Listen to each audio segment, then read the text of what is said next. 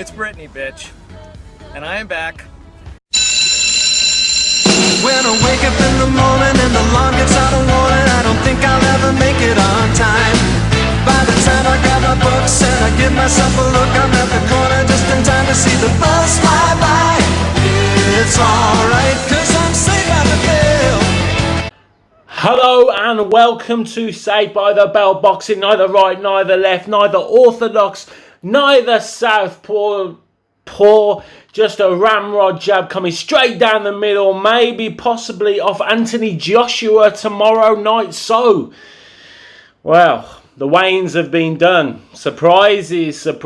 Now, I don't really know what's happened to Andy Ruiz. I mean, it was only weeks ago that we saw these photographs on Instagram that he's looking sleek. He's, well, not sleek as Andy Ruiz can, but he's looking thinner. He looks like he's dropped some weight.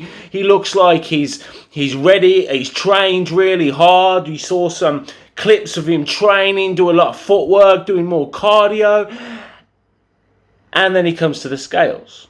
Now, we knew Anthony Joshua had slimmed down. That was noticeable even from the public workout. And he looks in good shape, under 17 stone, I believe, which hopefully what they're doing there, ideally, is they're looking for him to move more, to get on the back foot, to take more time, to spread this fight out over a longer period of rounds, to hopefully break down Andy Ruiz and not have the quick knockouts or the quick knockdowns that we had in the previous fight. So for them, they've got their game plan, I would imagine, is to stay clean, stay clear, use the jab. Whether it's a good idea and whether Anthony Joshua can actually fulfill that game plan is a different matter altogether, but that seems to be the tactic, to take it long. If the knockout comes early, it comes early, but otherwise, this is he's playing the long game for this one and hopefully catch up to him late and knock him out, because he didn't really have that chance because he got caught so early.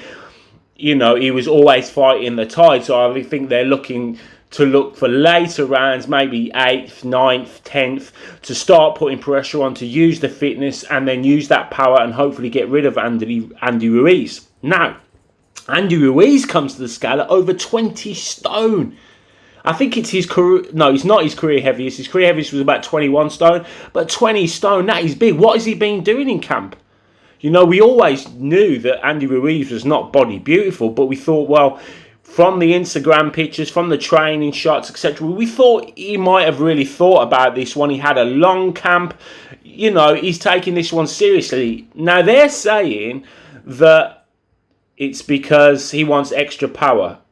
Extra power, that doesn't even make sense. He knocked Anthony Joshua down 4 times. Why does he need the extra power? You think, to be honest, if anything, he just needs the extra physical condition, the extra cardiovascular condition to go longer rounds if it doesn't work out. Because let's be honest, and I was very impressed with Andy Ruiz last time, and it was a good performance, but let's not forget, he hit Joshua on the back of the head. His equilibrium went all over the place, and that was very early. And forever, as I said, Anthony Joshua was constantly fighting the tide to get back into the fight. Now, it's not necessary if Anthony Joshua keeps his distance and works his jab and keeps Andy Ruiz at bay, which is not easy, my ad, but if he does, then, you know, cardio and conditioning is going to come into it. He was lucky he got it, you know, he knocked him down early in the first fight, not later in the first fight. So to say that they want extra power, that doesn't make sense to me. Now, what is the reason then? Well, obviously he's been living his life pretty well. We know he enjoys the junk food, the Snickers, the burgers, the chicken, the Mexican food, the burritos, or whatever. You know, he obviously doesn't like the good food. He's not a great trainer, obviously, because let's be honest, if you are, no matter your genetics, I'd say, if you are a professional boxer and you're training 6 hours a day and eating right, you're going to drop weight. Naturally, you're just going to drop weight. That's a fact. So obviously when he's in camp, because he's a heavyweight, he may train 6 hours a day, but he's not eating correctly. He's not eating clean. You know, he's not on you know, a stricter diet to try and drop some of that body fat.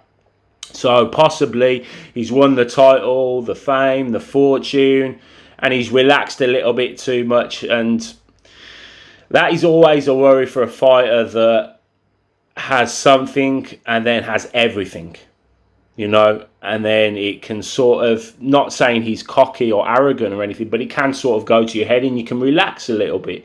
Do you know what I mean? I think that you know, you can employ that into anyone just losing weight, for instance. If people are losing weight, and I've done it myself, if people are losing weight, you lose a load of weight and you feel good about yourself, so you just think, oh, now I can have a burger, or I can have a packet of crisps, or I can have a chocolate bar. Yeah, but then it goes into a rocky path and you start eating more and more and more and more, and then before you know it, the weight's back on again. So for me, I really do think that's kind of happened. So they've got to come up with an excuse. You know, they obviously knew he was coming in heavy. They'd be weighing him and they'd be looking at his weight, checking his weight through the whole of the training camp. So they've got to come out and say, well, yeah, he's obviously heavier because he wants more power, but that doesn't really make sense. And that worries me. I was, before, like early this week, I was quite confident that Andy Ruiz could do it again, and Andy Ruiz has Joshua's number. And I think he does have Joshua's number technically. Problem being is if it's not in the best shape he can possibly be in, which he obviously was last time because he took the fight 5 weeks after fighting Dimitrenko, so he was still in camp and still training, blah, blah, blah, blah, blah. And there was a hunger there when fighting Dimitrenko, you know, because Dimitrenko is not a great opponent. Andy Ruiz wants to get to the top, so he trains hard, hadn't fought in a while, and then gets this sharp, so we've got another 5 weeks. 5 weeks is not a long time to keep yourself motivated, and you've got motivation of possibly winning the world heavyweight titles. So there's, you're going to push yourself and do everything strict. But then when you get to the top of the hill, then it's difficult to keep that momentum, as we've seen in many fighters before. So this, to me, is a big concern, that Andy Ruiz is out of shape. And I mean out of shape.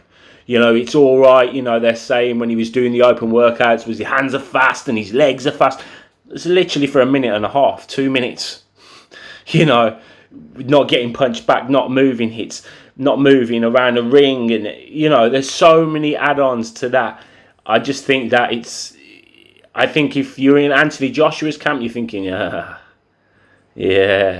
you know, they will like the sound of that. They will like the look of that. Andy Ruiz, we don't know what he's feeling, so maybe he thinks he can go through, you know, maybe he's confident in himself and he thinks, yeah, easy, I can do this no matter what the weight.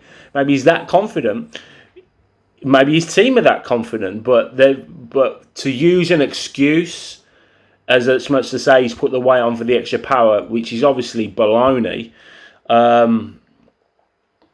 you know, it's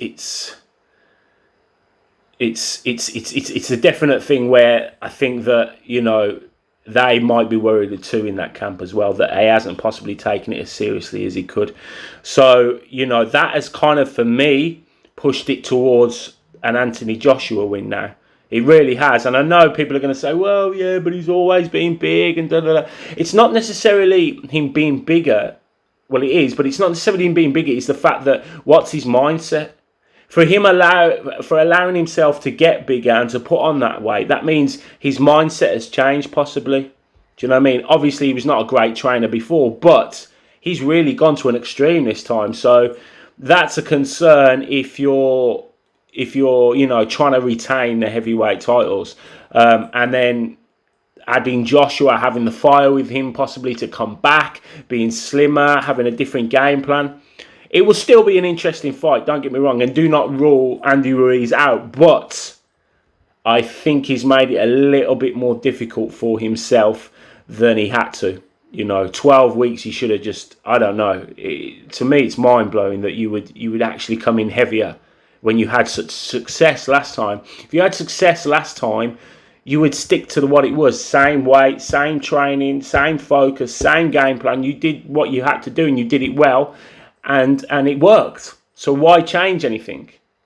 Which means, or which seems to me, that he's gone a little bit crazy, ate too many burgers, too many Snickers, and he ain't been watching it, you know, and it could be pivotal in this fight.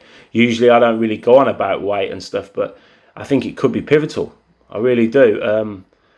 But obviously, we're going to see. We're going to see how it works out. And as well, Dillian Whyte came in heavy. Whoa, came in heavy. I know he hasn't fought for a while. He obviously super confident of beating Mariusz Wach. And as he should be, because Mariusz Wach is not really in Dillian Whyte's league. But it's things like this, again, taking your eye off the ball, that upsets can happen. And the last thing Dillian Whyte is to lose to Mariusz Wach. I'm not saying he will. Even, you know, a second-rate Dillian Whyte can beat Mariusz Wach. It could be laboured. It could go 10, you know, and it might not be spectacular. But even not at his best, he can beat him. But there's always that chance in heavyweight boxing that he could lose. And just imagine if he lost now. I mean, his stock would just plummet. So I'm surprised he's come in the way that he has. But, you know, everything for a reason, I guess. You know, whether the reason's logical or not, I don't really know. But anyway, that's my thoughts of the weigh-in. It was interesting. I'm looking forward to tomorrow night. I'm going to try and get a video done before the fight, maybe early evening, and we'll do our last predictions and things like that, because I'll need a night to sleep on it after this news of the heavyweight. So let's think about it, and let's marinate over this heavyweight title fight, and let's all reconvene tomorrow, and maybe I'll do a live and people can jump on, and you know, you can tell me who you think is going to win, and we can have a little sportsman's bet, and see how it goes, and maybe do a live afterwards. I haven't done a live yet, so I'm going to try the button anyway, just to see what actually happens, and if anyone actually watches it. So anyway, thanks for watching. Appreciate, like, love, share, subscribe, tell your friends. Let's get hyped, and remember out there, once you get to the top of the hill, it's a long way down. Just saying. Peace. When I wake up in the morning and the alarm gets out of warning, I don't think I'll ever make it on time. By the time I grab my books and I give myself a look, I'm at the corner just in time to see the bus fly by. It's alright, cause I'm safe out the bell. If the teacher pops a test, I know I'm in a mess, and my dog ate all my homework last night. Riding low in my chair, she won't know that I'm there. If I can hand it in tomorrow, it'll be alright. It's alright.